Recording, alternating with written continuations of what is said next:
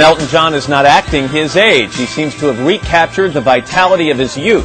This year alone, the Oscar and Grammy winner has written 2 stage musicals, toured the world, performed at 25 benefits, and still had time to record another album. And he's as outspoken as ever. This September in Taiwan, he exchanged harsh words with the press. Weeks later, he blasted Madonna for lip-syncing during portions of her concerts, an assertion she denies. It was a music award show in London, very irreverent, as the British are. And she was nominated in Best Live Show of the Year, and there are elements to her show that aren't live, and I got up and said, it's not fair, there are other bands in this that do play live. She shouldn't be in the live section. If she'd have been Best Show, I wouldn't have had any problem about it. I think you went on, Elton, and said something like anybody who, records stuff and plays it back during a live show should be shot, or something like that.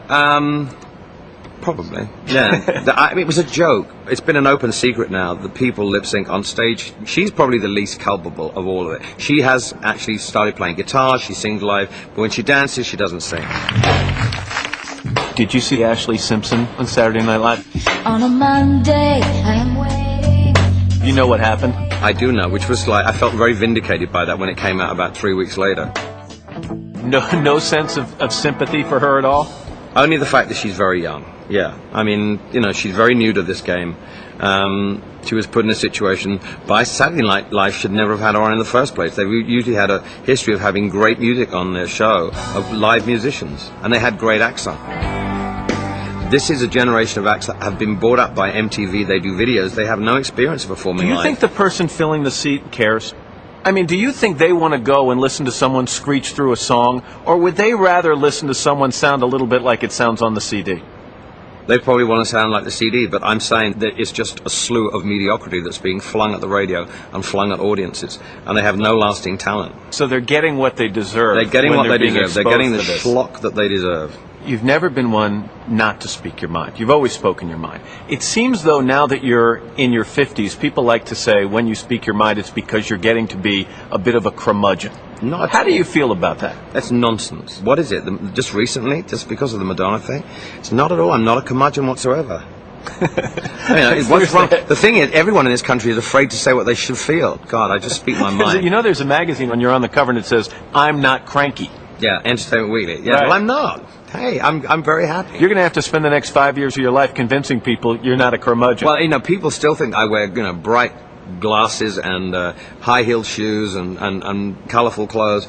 And that's not been happening since the 70s. But you know what? You create a person and a persona, and you're going to have to live with it, whether you like it or not. And it's all so much bigger than it seems, and they're overwhelmed now and then. Somebody said to me, you got to hear Peachtree Road. And they said, it's a country album. And then I played it. It's not really a country album. No, it's got a little bit of country in it, but it's a very southern-influenced album. We had no idea going into the studio what kind of music we would be writing, but seeing as we were recording mostly in Atlanta, and that's where we started the process, it seemed that the southern element came through.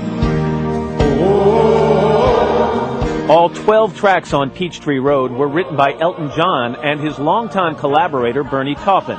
Elton handled the music, Taupin the lyrics. The story goes that in the early days, Bernie could turn out a lyric in 30 minutes, and Elton could finish the song within the hour. I mean, I've always written country-flavored songs because Bernie, who writes the lyrics, has always loved country music. And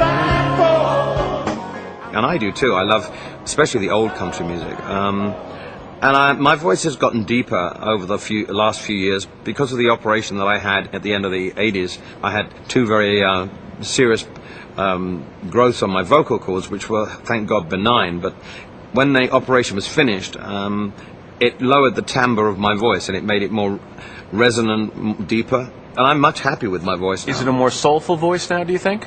Absolutely. A better voice. I've learned how to breathe properly. I'm a better singer than I was in the early days. Diana Krall said, I used to be a piano player that sang, and now I'm a singer that plays the piano. And that's a good analogy, I think. Me and you, we're all we've got. Talk to me about some of the songs on the album.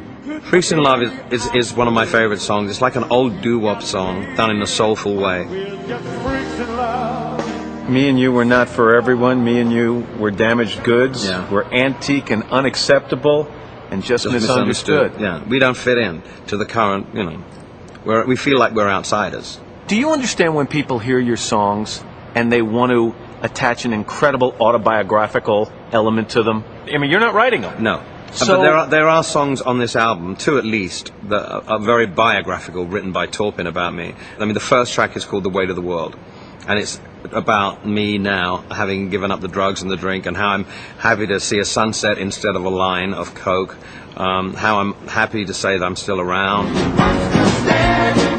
Elton is still around big time. He's well into his first year of a 3-year commitment to perform in Las Vegas. He's making millions from the deal and has won raves. One critic said the show is a triumphant step forward for both him and Las Vegas. Elton says he never wanted to end up there. Vegas. Yeah. I don't think it comes as a shock to you. When some people think of Vegas, they think of Siegfried and Roy, they think of Wayne Newton, they think... What were your thoughts going into that? Was there any trepidation on your part to say, people are going to think I've entered a certain phase of my career? Of course. I mean, that old image of Vegas is so old-fashioned, but I mean, it's in the public domain as it is. It's usually the graveyard or the end of an artist's career. They go there, they play their hits, and they get their money. The and, bus and they unloads go the into people who come exactly. into the theater. Being in Vegas is the antithesis of what I ever wanted to become. We took the risk. It's a thoroughly, incredibly enjoyable show for me. I've never done a production show like that before. And the reviews, vindicated me for going there. People, of course, they said, oh, of course, well, that's perfect. Liberace, Elton John, yeah. But that was one of the reasons that spurred me on to doing it, saying, I'll show you idiots, that you can do something good there.